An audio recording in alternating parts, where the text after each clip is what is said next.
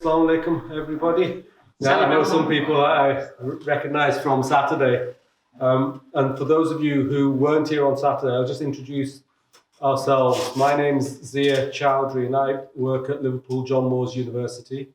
And with me today are Jan and Lynn from Liverpool in Work, which is part of Liverpool City Council. And I'll let them in a few minutes, speak about their particular roles and what they can do to help this project. Because what this is a project, an initiative of Liverpool John Moores University, who realized that we have 2,500 staff at the university, and the percentage from Black, Asian, minority, ethnic communities is much lower than it should be. It's not representative of the wider community in Liverpool. So if you look at the community in Liverpool, this area is exceptional, but if you look even across the whole city, still compared to that, the university's employment from those communities was too low. And so the university realized it had to do something, and they started this initiative, which is to provide some schemes, training opportunities to really get people involved with the university in employment. And so these are schemes that run for 2 years, and there's I think 6 or 7 different fields, IT, library services, where these opportunities exist. And the idea is that somebody applies as if they're applying for a job. If they are successful, then they get paid a salary. Effectively, it's an allowance, £17,500 per year for the 2 years. And so again, it's a good income. But also, while they are there doing the job in IT or customer services, whatever role they have at the university, they are being trained. So nobody has to go and apply for this job thinking that I'm perfectly qualified, I am the end product that the university is looking for, because that's not the case. What the university is looking for is people with potential to be trained. So yes, they can do the basic job, but in 2 years' time, they'll be able to do the proper job. And if everything goes well, hopefully they'll get a permanent job after 2 years. Now, it might be that the person wants to apply somewhere else after 2 years. That's fine. We're not going to worry about that because we've still helped that person get onto the employment ladder. Okay? And we've still helped the community.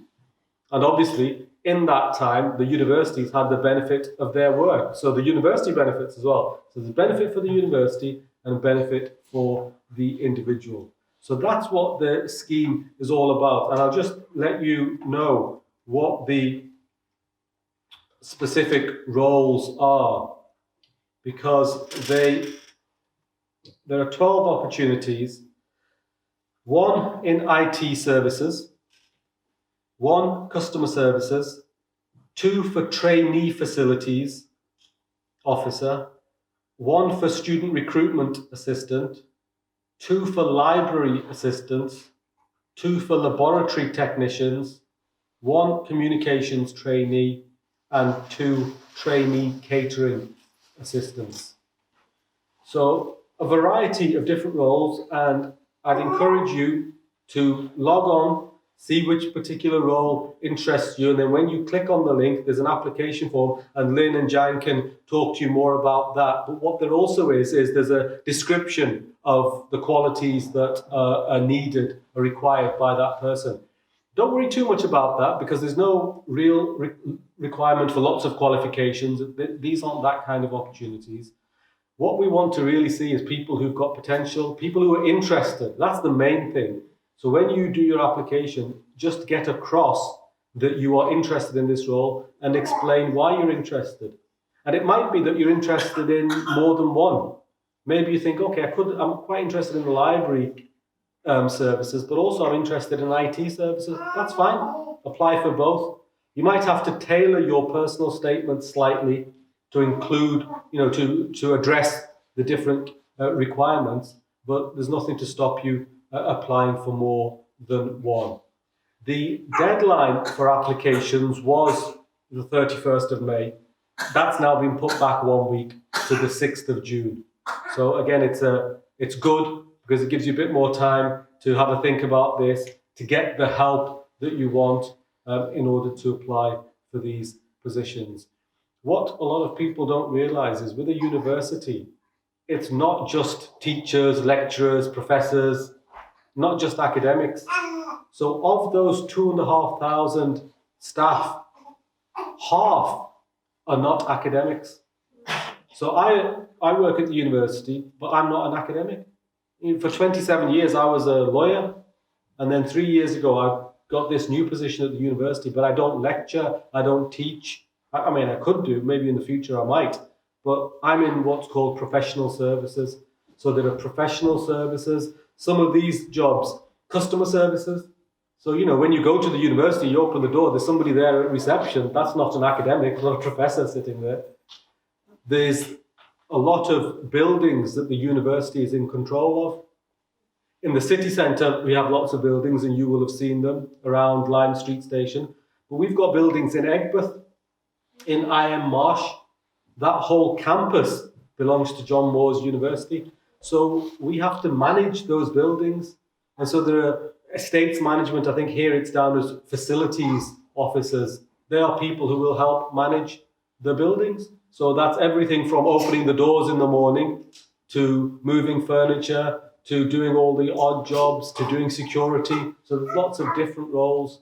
So again, one of the beauties of the university is when your eyes are opened, you see so many different opportunities there. So it might be that you see, okay, IT services, and you apply for IT services. And once you're there, you will see a whole world of opportunities, lots of different jobs, lots of opportunities for your own personal development as well. You might want to start a degree. You might want to do some studying, or resume your studying, or you might see other job opportunities in the university.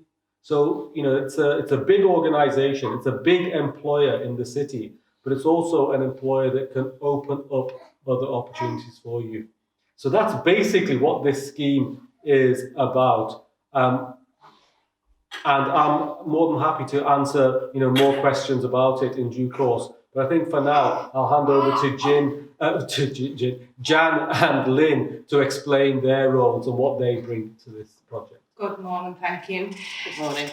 So we've been kindly asked to step in. So my role through the Liverpool City Council is a guidance officer, and that is to help and support anyone who's unemployed, any barriers that's stopping people from getting into education, training or work or jobs.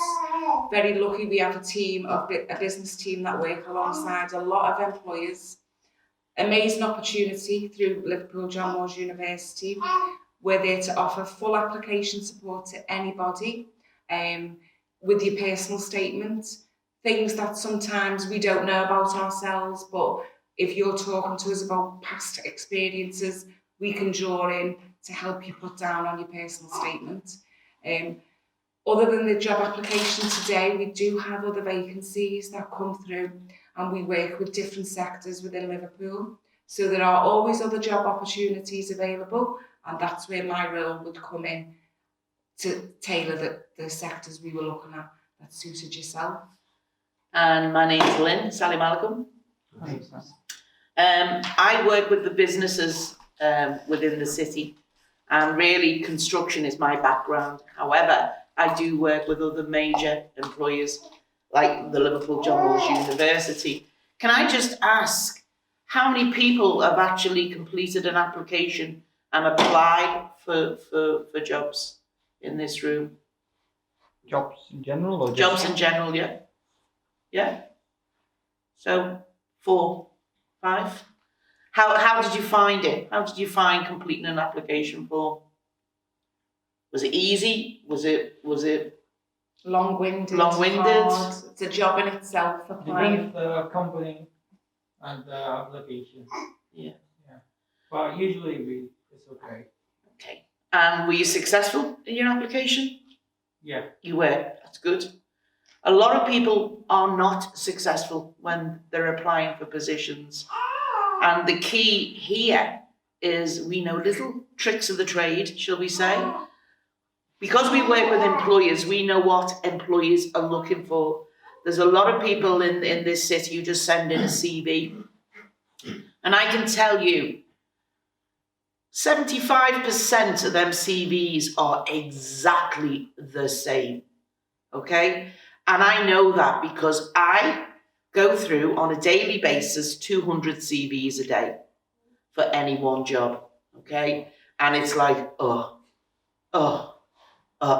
one stands out. And when you do a personal statement, and we'll go into more detail on that, and this is what John Moores University are looking for. They want to know who you are. They want to know who you are, and you, because all they can see is a piece of paper with writing on that kind of describes who you are. I am a trustworthy, hardworking, every CV and every personal statement, it's like, oh, again? So I want you to think outside the box. And we want you to look at the job that you're interested in, the criteria about the job, and relate your personal statement to that job and any experience that you've had. Do you understand where I'm coming from?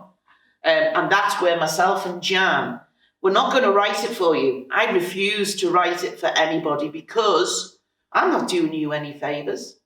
I'm helping you, but I'm helping you to cheat, in essence. Do you understand what I mean? Because if you were to get to interview and what you said on your personal statement or application form, you forget because someone else did it for you. And I ask you a question, you go, We failed. Failed. Yeah. But if we get you to do it yourself, send it to us, we'll read it, we'll go through it, we'll give you pointers on how you can improve it.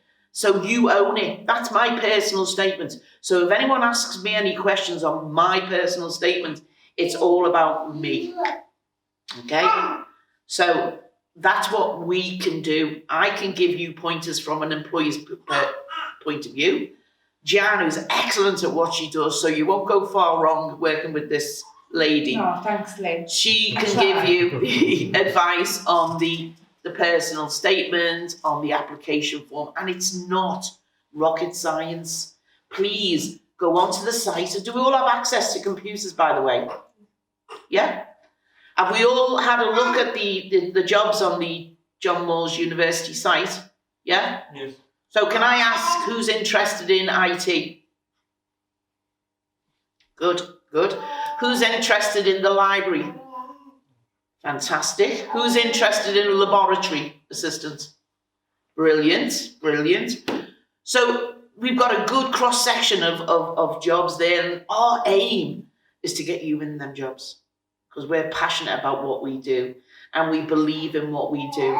And it's a crime that there's only a low percentage of BAME within the major organisations. And it's great that Liverpool John Moores University have recognised that fact. So don't disappoint, apply, do your best. If, for whatever reason, you're not successful, don't think, because we're here, we can look for other job opportunities for you. We can get you registered. So any way you look at it, you've got that support. Now I'm going to shut up now because I can go on and talk for king and country. Really, I can, because I'm that passionate.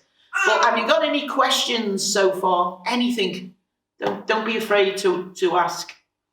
And also, while you're thinking of the questions, can I just add a couple of things to what Lynn has said? You know, whatever happens about these applications, you've got a fantastic opportunity of benefiting from Lynn and Jan's expertise. Because let's say this application goes nowhere. This isn't going to be the last application you do in your... This is hopefully going to be the first of many. Yes. And so you've got this experience, so use it, this expertise, and it will help you with other applications. So that's the first thing, you know, do not pass up this opportunity. The second thing is, as regards this initiative by the university, you know, yes, it's good, but it's the first time the university is doing this. And so you put yourselves in the university's position next year when they have a meeting and they say, okay, shall we have some of these funded opportunities for training and jobs? And they say, what happened last year? Oh, nobody applied. We only had 2 people applying. What's the point of doing that again? Okay, we can scrap that project. We don't need to worry about it. We try to do something for the community. But if the community is not interested in this or they want jobs somewhere else, then we'll do a different project. What we want is that this year there's 12 opportunities. Next year, they say, you know what? 200 people applied. This year we need to have more opportunities, and so this should be something. If we're trying to change the makeup of the workforce, it's not going to be done by 12 people. It's got to be long term, and it can only be long term if it's a successful project. So that's why we're encouraging, people in the community that look, we want the community to benefit, but that can only happen if it's a two-way thing. We'll provide the opportunities, but you have to show the interest and Use apply. what we're offering and what we're delivering. Please use it to benefit yourselves. Because I will go out to my employers, I will, and the other employers that we have. We've got over 4,000 employers that engage with Liverpool and work and actively look for potential employees. And I will mention Liverpool John Mills University pilot project, and I will say, we got over 200 applicants and they were of the highest standard. Don't you think you can do something similar? So again, it's that as well. And, don't ever think that because it's a university that you wouldn't ever be able to get in there or to work in there. Yes, you can. You put your mind to anything and you can do it if you get the support, and it's that first step on the ladder. Once you've made that first step on the ladder, you can only go up. Okay? So again, like Diaz said, if you are unsuccessful, not the end of the world. What we'll do is we'll get you onto that next rung and we'll try something else. Okay? So you've all had a little think now. Is there any questions that you want to ask? Yes, sir. Yes, please. My name is Tariq, and I would like to speak on behalf of my wife, Sarah, as she's interested in embroidery assistant. Yeah. So I would like to ask 2 questions related to her. Then after your introduction, I think I may be interested as well in one of those. Good. So the first question related to her, because she already been here now for about 1 year and a few months. So I need to know what the qualification, that requirement related to English or math for this position. To apply for the apprenticeship, to apply for the opportunity, what you require. I think Diaz. There's no formal qualification requirement for most of these opportunities. Clearly, there needs to be a basic understanding and ability to communicate in English, but that's going to vary according to the job. Yeah. So, for example, if you're doing customer services, you have to speak okay English because you're dealing with people. But if you're maybe a laboratory technician, maybe if your English isn't perfect, that should be okay. I think the only requirement might be for a laboratory technician, maybe for a maths GCSE or equivalent. But again, don't be put off at this stage. No. At this stage, make the application, make your case, and let them worry about the qualifications. Okay. What we don't want is people to think, "Oh, I shouldn't apply." Yeah. Because what we say is, you apply, and then we'll sort out the rest later. This is something where the university is saying we can be flexible. It's not, we're not looking for professors with, big academic careers. These are, introductory jobs, and so we can be flexible on those And requirements. the key is trainee. So you're not the all singing and the all dancing. You've got 2 years to train, and there's lots of ESOL courses out there for your wife. The Adult Learning Service in Granby do a fantastic ESOL course. So maybe she can do that of an evening. Is she already doing it? Yeah. Fantastic. Yeah. Sorry, go on. Okay, second question is related to the fund, because you say the program is funded, and because of the type of the visa that she got, she's not entitled to public fund. Sorry. So. Has she applied for the status? Sorry. Has there been an application Now not for the right to remain, the status one? Yeah, she got that one. And she can work. She has the right to work. Yeah, she Yeah, can as work. long as she's got Fine. the right to work, that's the key. You have to be eligible to work in the UK. Yeah. That is a requirement. Even if it's for a specific period. No, as long as you have that right to work, then yes. All right then. Because you can then reapply for that right to work to be extended because you've actually got employment. So then you're proving to the government, I'm in employment. I'm not taking money from the state. Yeah. Okay. So we'll look at that for you because one thing We'll with help, Jan yeah. is we're hoping to get a jobs cafe going, and we're hoping we're going to be able to have it here or the mosque in Brome Terrace on a fortnightly basis, and we hope to invite other organisations Can in help. to support. So maybe someone from the housing, someone from benefits. Obviously, there'll be us for employment and skills. So we're trying to build this relationship up and support the BAME community as much as we can, because in order for you to actually go into work, you've got to drop the barriers down. And one of the barriers may be English is not your first language, so we need to sort that out. Benefits, we need to sort that out. Housing, you need to sort that out. So there's all these little steps we've got to sort out before I can take you to an employer and go, there we are. But what we'd Okay. like to happen within here and also Brome Terrace is have them organisations together. So we're working as a team, and you're not Tuesday you're here, Wednesday you're there. We'd like that support to be together as one. So you'll get it on the day, and we'll all be working as one team. That'd be ideal. Because how many times where you go, I've got this Monday, this Tuesday, this Wednesday. There's too much going on. So if we can try and get it in one building for everyone to access, that would be ideal for us and for yourselves. A bit like this, really, because I could have just come along and tell you on behalf of the university, like I did on Saturday, and that's okay. I know a certain amount, but it's better for me if I can say, and also, so I'm telling you about the opportunity, but here are people who can actually help you with the application form and the other process. Now, can you imagine if there was a team of people who were able to advise you about different things? So if you've got a question about benefits, somebody can answer that. If you've got a question about housing, somebody can answer that, all on the same occasion, rather than you having to go from here to one office and then to somewhere else. So that's something that I think is, we're going to try and achieve that. We see that as a barrier as well sometimes when people are wanting to step forward and there's that many appointments booked everywhere. They can't make one day and then with the back a week. Ideally, we want to try and get it sorted in one place. You can turn up and people are there to help. All right, thank you for the answers. Yeah. I'll give other opportunities. But also, within our team who I work alongside, we have a brilliant opportunity within the NHS as well, within the laboratories, admin, them type of sectors. So there is opportunities through us as well as the John Moores University. Thank you. I'll give others opportunities. Okay. I'll speak about myself. I'll be giving you that many opportunities. You'll be like, what do I apply for? Okay.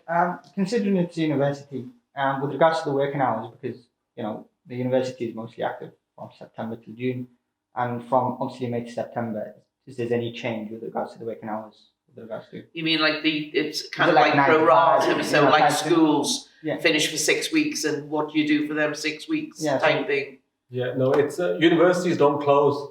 People think that when the students go home, universities lock the doors and all the staff go home for holiday. You hope, don't you? You I hope. wish it was that simple. University will stay open. And so this is, the hours are 35 hours a week, so a normal working hour week, over 2 years. And there are holiday, I think there's, what's the holiday? It's really good holidays. It's good holidays, actually. I'm trying to find the thing, but there is, there's good holiday allowance as well. I think it's about 5 weeks, roughly, but not the whole May through to September, because that will still be part of your working time. You'll get good leave allowances, but the university doesn't close. So as far as you're concerned, it's 35-hour a week, like a normal job. And 17,500 per annum is a good wage for a trainee position. You look at an apprentice in construction, and they get paid £4.15 an hour. You know, so it's good money. Anyone else? Yes. I asked a question last time, but I didn't get the answer as well.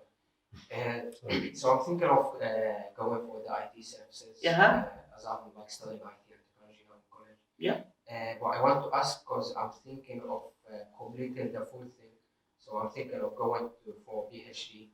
So is this equivalent to NVQ level 4? Is it equivalent? I think yeah, for sure, because if yes, I then carry on with with them level 5, then masters, then PhD. you see what it is with training now is there is the MVQ up to level 3, 4, but there's also a higher apprentice opportunity, and that can be discussed. I'm sure that there'll be opportunities for higher level apprentice training. Diaz, or there was some questions that were raised the other day, and I actually went back to Moni about them, and I'm just checking my email because. So bear with us, we might have an answer. Yeah, the question was: is the course qualification equivalent to level 4 MVQ? And the answer is usually at level 4. So it seems to be. So it is a higher qualification. Like a higher than the diploma. Yeah. So then if I take this... if you're lucky and you successfully get this position, the question is, do you leave college and then, or do you carry on? You'd have that choice of what route. Yeah, so if in September I take this training, then do it for 2 years, then can I like straight away apply to be like student at the university and carry on? So my understanding would be the qualification that you're doing at the moment is within IT, and come September, would you be looking for a placement as well as studying within the apprenticeship? No, I'm thinking of like taking the training one in the IT services. But do you know, after I take these 2 courses, because it's equivalent to NVQ level 4, then after this can I apply to like NVQ level 5? Of course, yeah. You could apply for again the level 5 diploma.